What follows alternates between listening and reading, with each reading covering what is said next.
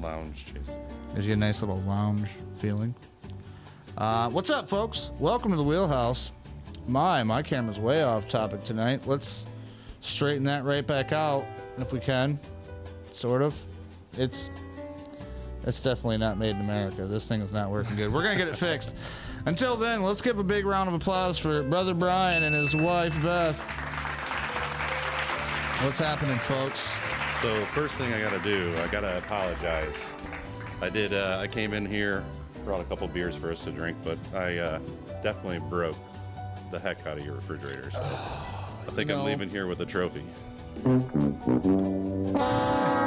Now, I will say this. Yes, you did. The reason that he broke it is because, folks, he thought it was like an actual thing where you clicked it in and then turned it open, like the old 1950s, but it wasn't. It's just, you just got to pull the door. Whoopsie. What we're going to do is I'm going to have the lovely Dorothy down at First Place Trophy. She's going to actually take that, and we're going to take your picture that I took you earlier, and we're going to make a hell of a monument to hang up over the wheelhouse heater. Or not the heater, but the damn refrigerator back here. The mini fridge. Yep. I love it. That's what happened. So, Brother Bryan, how you doing today? Doing amazing. Good trip to Michigan. It's good to see you. That's good. Beth, you haven't said much. How you doing over there? I'm doing pretty good.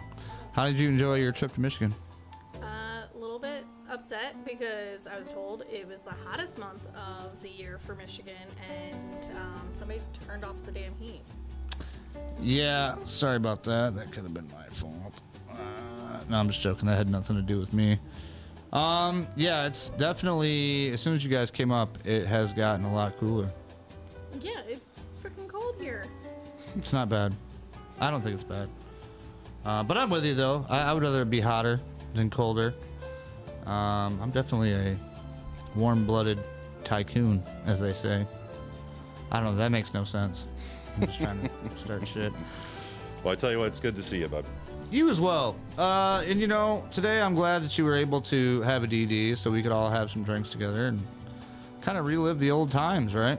Which we never really even got to have those old times. Yeah, I mean, it was always few and far between, but every chance I got to see you, we had fun, and then as we grew older and as I came to see you over and over, it's just, I appreciate everything that you do for your community and the stuff you do on your channel with the Wheelhouse and the wheelchairs and all the interviews you do with people and how it helps them to open up about what they've gone through and what they're able to do in their own lives so that maybe it would help somebody else in the future. So I just appreciate you for doing that. Well, I appreciate you for appreciating what I do. Thank you, sir. I don't know if that's a thing, but I'd like to appreciate people for appreciating what you do. You know what I mean? It seems like the only way to do things. Yeah, man. I mean, everybody's heard the story of why I do it and what it is, you know, and it's like, I don't know. For some reason, you feel like when you're involved in something like this, if you can do something, why not?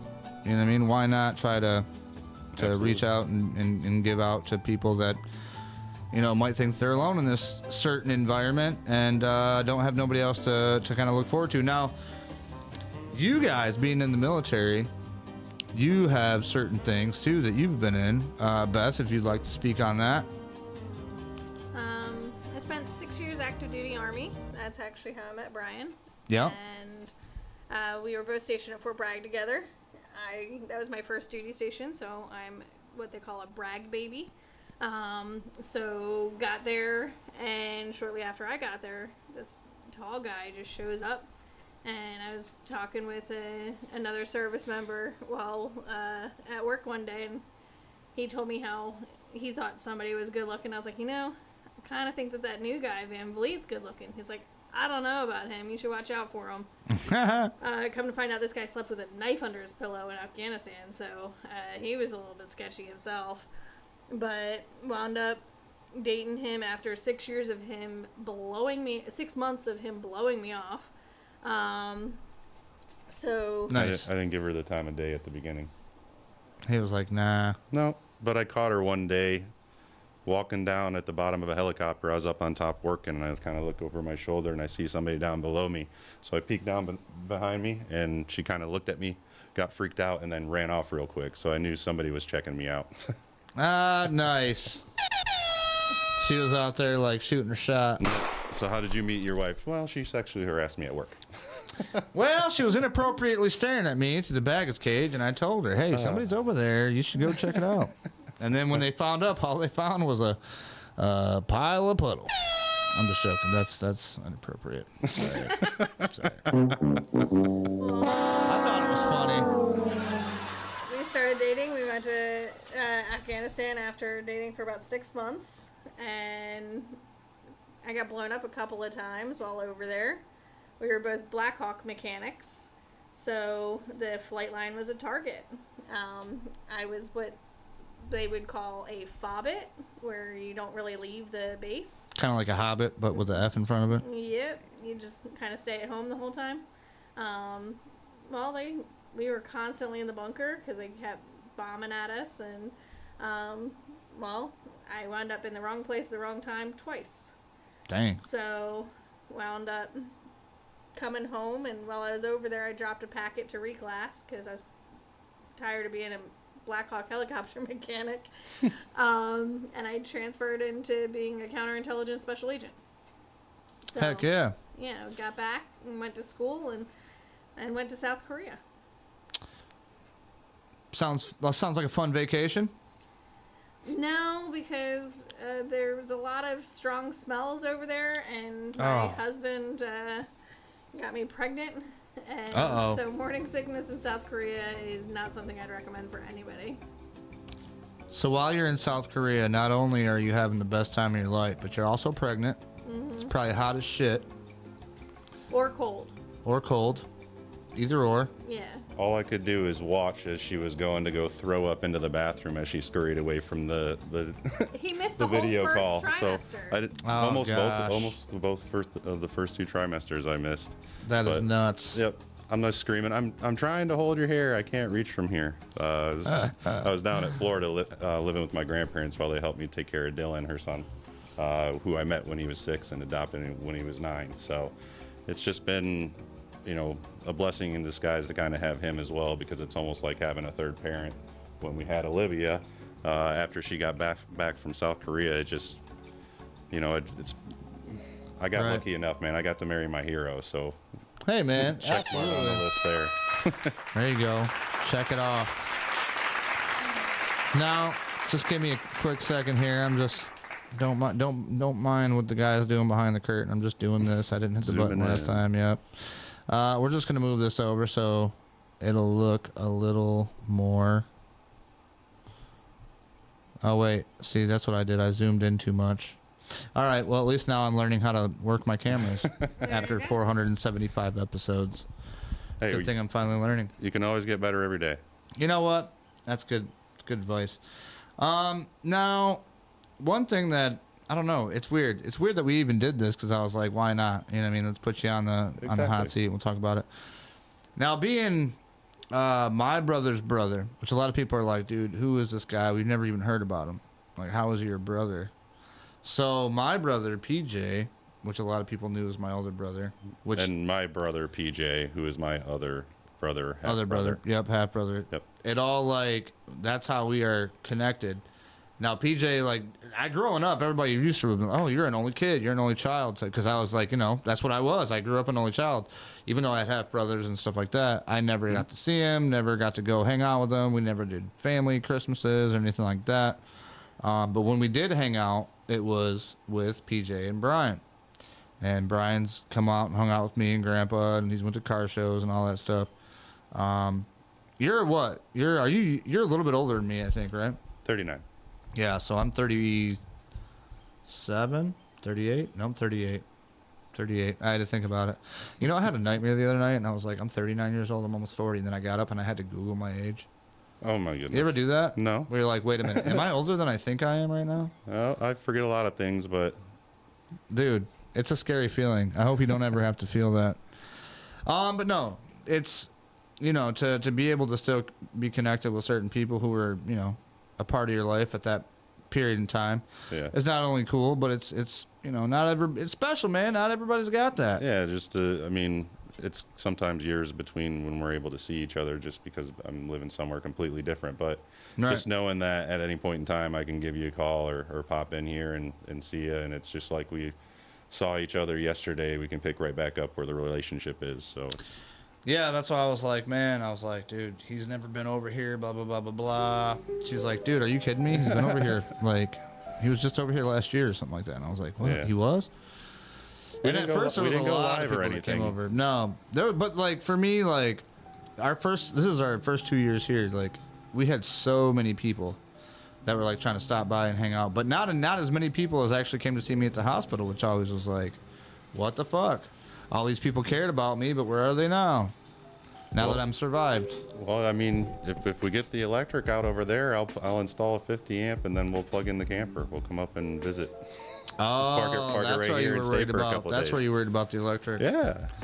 Yeah. Now, okay, so you didn't do electric in the military, though, did you? No, but I always kind of steered into the path of that was the hardest for some reason. So when I took my ASVAB, my worst score was in mechanical. So I picked a mechanic job working on aviation You're like, let me mechanics for figure this rotary. shit out. So, working on Black Hawk helicopters, Chinooks, and Apaches, and all those various airframes, because when you're downrange, you help on all of them. You help where you're needed. So, Right.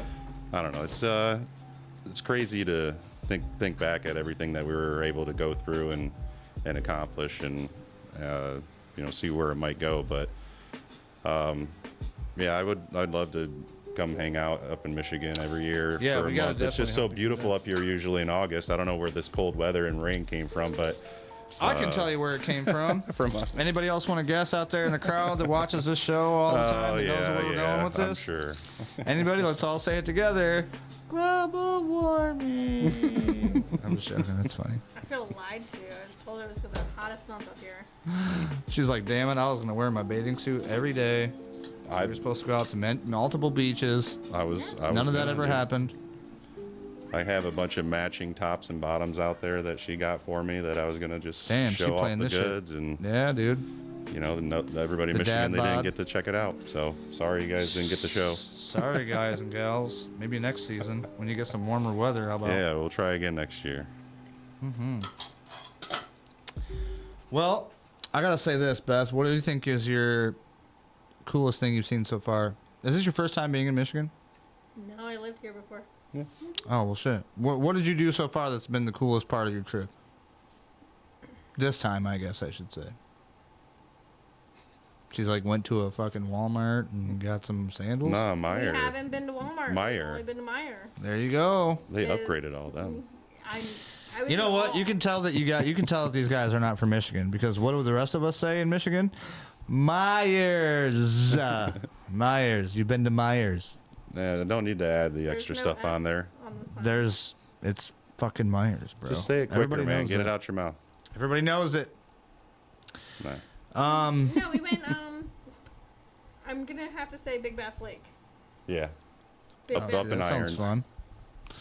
See, now the Irons thing, I don't know much about that. Where is Irons, Michigan, where we're at right North now? of Baldwin. Don't worry about me. I'm just trying to... Okay, so it's north of me. Yep. It's north of Big Rapids, Grand Rapids, all that stuff. Just keep going up 131, get off on 10, go over to Baldwin, head north a little, and west a little. You'll get there. Let me guess. It's almost like you're gonna. I mean, they're close to Ludington and all that stuff. It's beautiful up there. They have lakes there. Oh yeah, great bass fishing. You can go up in the rivers in there and do a lot of good fishing. Up in Wellston too. Yeah, I never really got much into fishing. It would have been great if I had a big brother to show me how to, you fucking nah. Sorry, that was a hit at PJ. PJ don't ever watch these You shit. drop a little worm off the side, you catch a little bluegill or something called like a sunny, a small one, and then you flip it a little deeper and the bass will get it. But you I got to can't do even it at the say right that. time of I night. can't even say that. Yeah. Paco and Joe, they always took me out. My cousins, they would take me out. We'd go fishing. Super easy. These guys are super like, dude, into it. I never got into it. I'm just like, dude, you guys, I'm getting ate up by mosquitoes. It's getting dark out. I'm fucking tired. Can we just go home? I want to watch You got to Iron learn Man to love the cartoons. smell of DEET, I guess. You know, Yeah, and they're rub just that like, here, chemical all put over some more yourself. of this on you. Take a bug juice and shut up. Go sit in the car and wait. We'll be back in a minute. It was horrible. 4 hours later. Exactly. Yeah, I ended up woke up in the back of a Suburban. Well, not even a Suburban. It was a What are those Mercury? Mountaineers. No, they were like grocery getters, like Mercury station wagons. Whatever. Yeah, it was almost like a Ford Focus or Ford Taurus station wagon, but it was like a Mercury something. But anyway, wake up, almost sunrise, and you got like 1,400 mosquito bites all over you. Speaking of which, when you guys came in today, like all of a sudden the gnats came around, and I'm like, oh my God, I'm sorry about these gnats, but you guys are like, nah, don't worry about it, man. This ain't shit to us. No, man. Whatever gets me away from the fire ants. Now you guys get fire ants where? This is in South Carolina? Yeah. Tons of fire ants. You got to battle them. See, I've never had to battle fire ants. Wasps I have. We get bald-faced hornets up here. Yeah. I had to call on the... I got hit in the eye as a kid from a hornet. That thing got me you good. told me It about knocked that. me down for a couple days. Right. No, thank you. See, I don't fuck with hornets, man. Like even as a two-legged beast, I never fucked with hornets. I was like, nope. Mm-hmm. I can run, but you can still fly faster than I can run. And I would just walk the other way. I don't know. I mean, we all had those you ever mowed a lawn and then all of a sudden these hornets come up from the lawn and just get you? Mm-hmm. The ground hornets? No, I don't mow the lawn. Yeah. Beth's like, nope, I don't do that either. Marry strategically. There you go. Yeah, Nice. I do the landscaping. I like that. You started doing the planting though. You have the little greenhouse out back with all the plants. You married a manly man. That's good though. Absolutely. You know what I mean? A masculine man. Yeah, she If keeps I'm in trying to charge put of- me on OnlyFans. If I'm in charge of the hug, there's a problem. Uh-oh. Like, Yeah, you got to be able to get a good lead. You know what I mean? He's got to lead you in. yeah. Like, there's a height requirement, whole thing. What do you think they're doing on our men, Beth?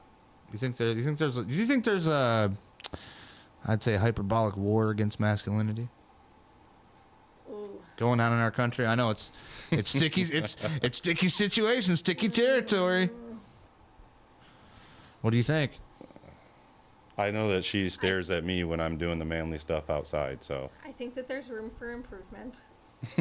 There you go. I like how you just answered that strategically and militarily.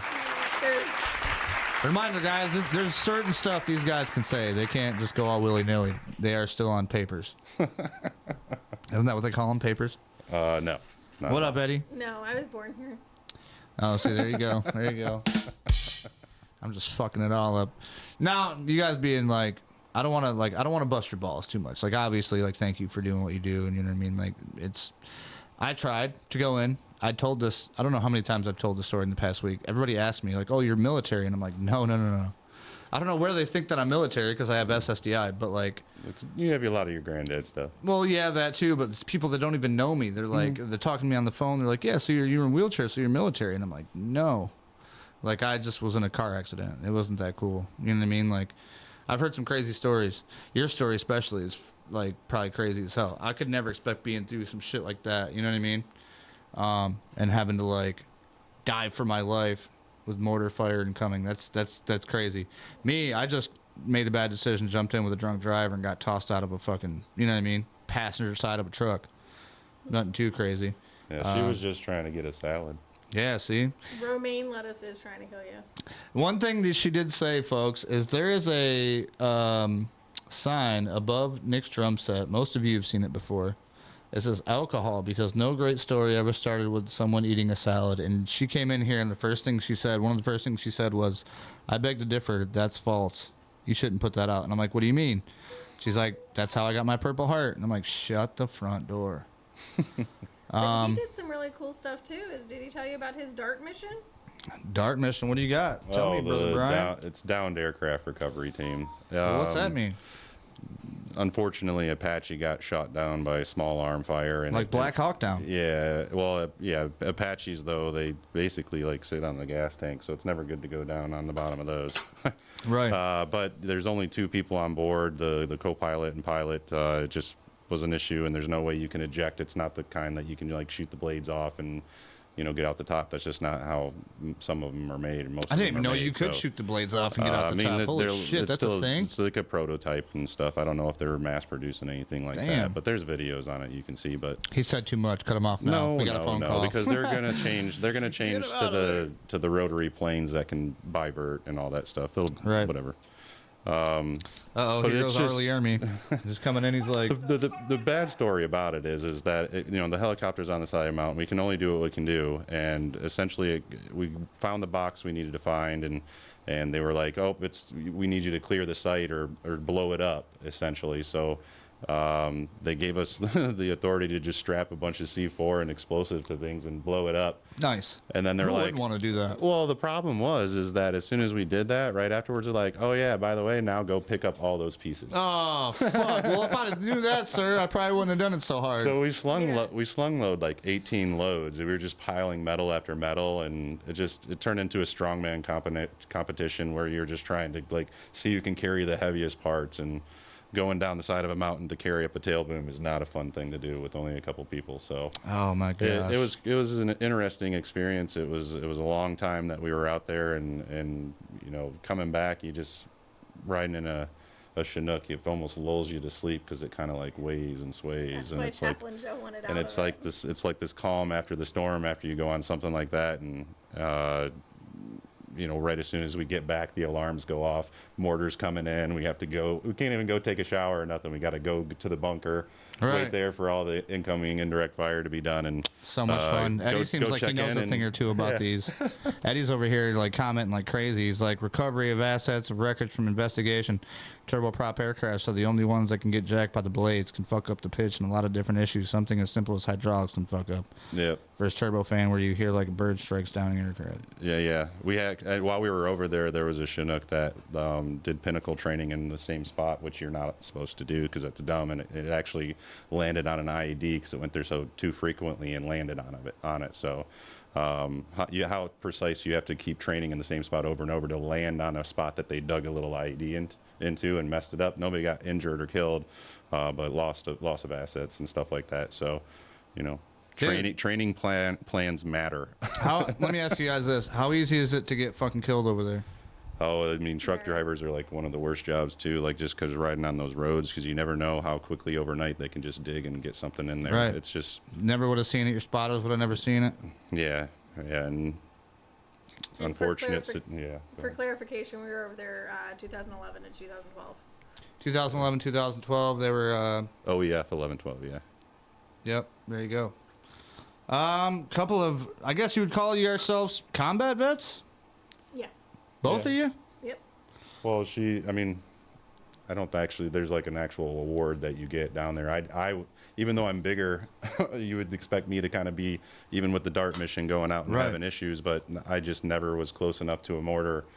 I was better luck apparently than Mortar Magnet over here. So Mortar Magnet over here. I didn't have like the action badge of like actually getting shot at, fired at. I was just on the flight line, lucky enough to dodge it all the whole time. So now, when they're talking about Mortar Magnet, I was lucky enough to learn this story here earlier. But it's Beth. That's Mortar Magnet here, and maybe if we're lucky, she'll indulge us with the story of why she got the name Mortar Magnet. Before we get into that, though, real quick, Eddie says, engine specialist, CAAC 130s. Thank y'all for y'all service. Tell dude, I remember Ballard was almost like fucking summer camp to them. Meanwhile, us Air Force cats were losing our shit. Ballard or Ballad? Ballad? Oh, okay. I have no idea what the hell he's talking about. We appreciate it, Yeah.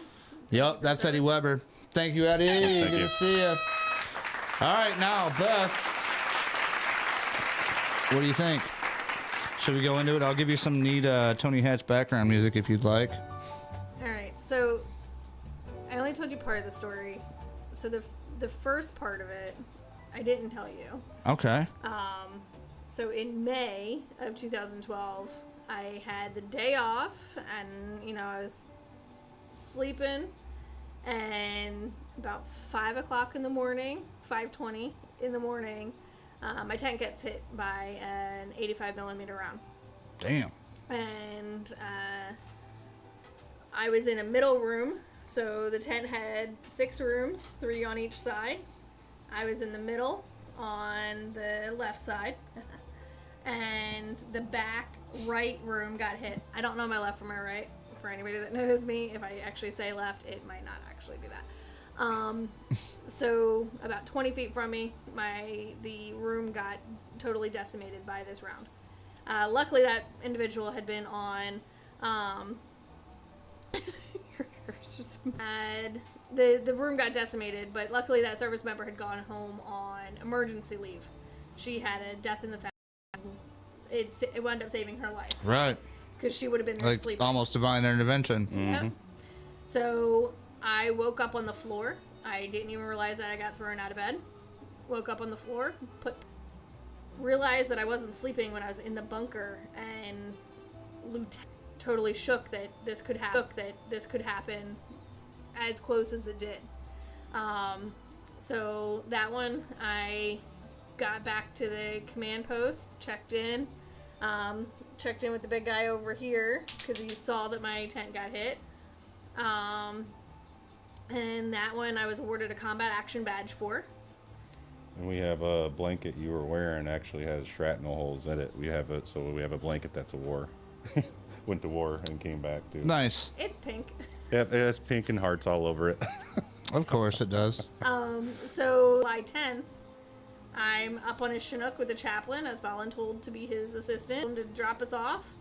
So we downed our gear, stopped by the bathrooms real quick, and headed to lunch. And the dining facility was starting to wrap things up, and so you get what you get, and you don't get upset. After a few alarms going off, we heard the tail whiz of the incoming round, and we got down.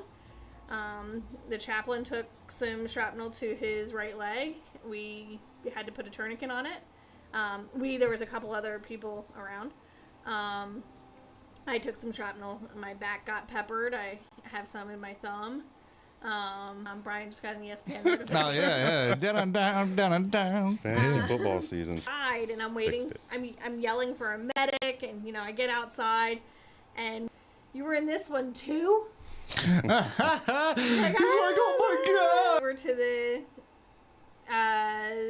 Charlie Med, the medical tent, and they send for him. He hears, when he goes to check in at the command post, Griffin's thumb arrived at Charlie Med, and he's like, well, where the f*** is the rest of her? Oh no. So he didn't hear the whole thing. I was sent there with a thumb injury. Oh, that's what they said over the radio? No, in person. Oh, okay.